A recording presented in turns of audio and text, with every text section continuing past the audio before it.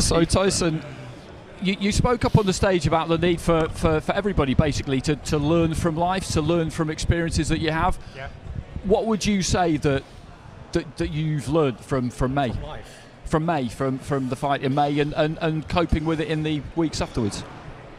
The biggest lesson I've ever learned is always use protection. Always use protection and never keep your guard down low, because you can be attacked at any time from all directions.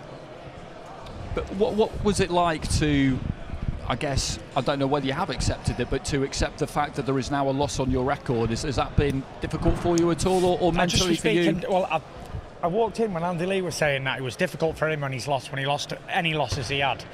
But like I said to whoever the guy was called, I don't even know his name. He's not popular, his own guy. But Andy Lee never had 200 million in his bank, did he, to make him happy? Do you know what I mean? So to me, boxing loss, what do I fight for? What is my priorities here? What are my goals? What are my targets? And all of those things are to make the most money as possible. For me, that's my goals. It's not a belt, it's not a legacy, it's not a boxing fight, it's to make as much money as possible, okay? And to do that, I've got to have as many fights as I can until the wheels fall off the pitch, until I'm 50-year-old and I'm crippled on a stick like that, walking down the street. That's how I'll be. Because you know why? That's how all the great fighters went out. All of them. All of them. Look at your Ray Robinsons, your Ali's, your Foremans, your Frasers. Everybody did that. And if you're a real fighter, that's what you do. You keep going until you can't go anymore. We're all prize fighters, and don't get me wrong, we all love a pound note. But do you genuinely, in your heart of hearts, believe that that is enough motivation to get you through, especially this fight in particular, or fighting in general, just the monetary value of it? I've had nearly 40 professional fights, and I did every single one of them for the money. And if I wasn't getting paid, I wouldn't have done any of them. That's a fact. I'd have had a job in Tesco's or Mothercare as a bouncer. Do you know what I mean? I do it for the dough, but I'm the only person who will tell the truth. I don't come to these places and think, oh my God, I'm on TV and I'm famous. I'm thinking, how much dough can I get at any given moment in my career? For what? You want to do something with me? How much? You want me to advertise something? How much? The first question is, you want to fight? I don't care who, what, where or when. The only question I say is, how much? Because I have gloves and I have a body and I will travel if the money's right. But Tyson, I'm truthful, do you know what I mean? Yeah. You were like that. You had plenty of fights. You would fight on the road, anywhere, any country, anybody. How much am I getting paid? 2, right, I'm there. Argentina, Germany, wherever. But Tyson, professional boxing, isn't it? Of course, yeah. Prize fighters. But when you were lying on your back against Deontay Wilder and you made that miraculous recovery and you got back up, it wasn't money that was going through your head in those split seconds, was it? It was just that warrior spirit to get you back on your feet. You don't think of money when you're in a fight, do you? You think of money when you're doing the business side of it. Yeah. When you get in a fight. When you're in a fight, you're in a fight. That's it. So it's not just the money then that keeps you going? You're thinking me mistaken here. When I'm in a fight, I'll die in the ring. I don't care. Do you know what I'm saying? But before that fight, if the business don't make sense, I'm not interested. Right. But while I'm in that fight, I'm like a game American pit bull terrier. Right. You could chop my legs off like they do, and I will still fight on to the end. There's no quit in me. I can look in the mirror and say, the Gypsy King is not a coward, and he will fight until the last dying day, until they take his head off with a sword. I will still be trying to fight. And even after that, my arms will be going like that, and my head will be separated from my body, because that's the way I'm bred. So it's not, in a way, it's not whether you win, lose or draw, it's whether you can look yourself in the mirror and know that, what you just said there. When you go in a boxing fight, you're always going in to win. Yeah, especially if you're a professional, and obviously if you don't want to win, you're in the wrong game. However, like I say, when I'm in there, I just do what I do. No one can tell me what to do. It's just a natural thing. I do what I got to do. Fight. That's it. You can either make two choices, fight or fly, when you're in a big fight. You either turn your back and run off like a coward, or you fight on till the end. And that's why we're here.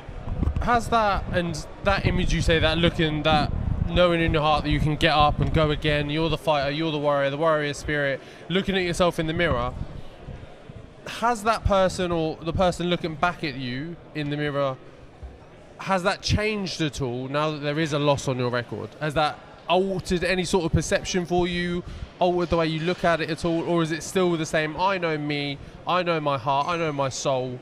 Has it changed or has it not? No, nothing will ever change the Gypsy King. This fella's got a win on me this much. He win me by a point, yeah? Fair. So, you know, if I'd have went in there and got absolutely hammered and tanked out of there and battered, then, you know, I could have made a decision. Well, I got up here, I got to do something different. But, you know, could have went either way. At the end of the day, even his manager said... When you fought Wilder the first time, I thought you won, but to give it a draw. Exactly. You were completely different in the rematch, tactically. Yeah. So, when the fights are like that and they're close, they can go either way. You know, it went against me. It hasn't really affected me. It hasn't done anything because, you know what, whether I would have won that decision and I would have got another decision on my record, it'd been like I've been back here Morecambe in the same do anyway, picking up some taking the kids to school. Do you know what I mean? I can do that with or without a belt. Did you think, reflecting on the flight, that you gave away the first couple of rounds by boxing on the back foot, and next time think, you know what, I'm actually going to jump on you from the first belt? No, I'm not going to do anything different. The only thing I'm going to do different is not get a standing 8 count in round 9. If I didn't get a standing 8 count, I'd have won the fight clearly. So, you know, I just got to be a bit more focused. Here's the thing, right? I'm a very, very, very educated heavyweight boxer. I know it from inside out. So, if it was easy to walk Usyk down with your hands up like that there, walking forward, then that's Anthony Joshua's style. That's Daniel Dubois' style. They're big, strong men who walk someone down with their hands up and batter them into submission and knock them out. They couldn't do it. My style is slickness, jabbing, moving, slipping and sliding. Why would I give that up to walk forward like that with my hands around my head? It doesn't make sense. I wouldn't do it. So all I've got to do to win this rematch, little tiny adjustments. And I mean small adjustments.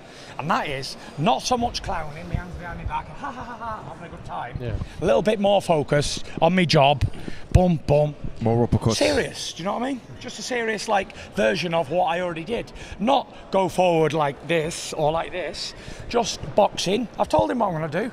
He said, oh, what's the game plan? I said, there's no change, mate. It was a nip and tuck fight, you got the decision, fantastic. I'm doing exactly the same. I'm going to box behind the lovely long jab, I'm going double feinting, double feinting, body, uppercuts to the head, uppercuts to the body. But instead of doing this and this in between, I'll be focusing a bit more. Obviously, I know he can hurt me, and I'll just focus a little bit more and I should get the job done. Simples. But as for drastic changes where I'm just going to go forward and give it 3 or 4 rounds and then lay over, nah.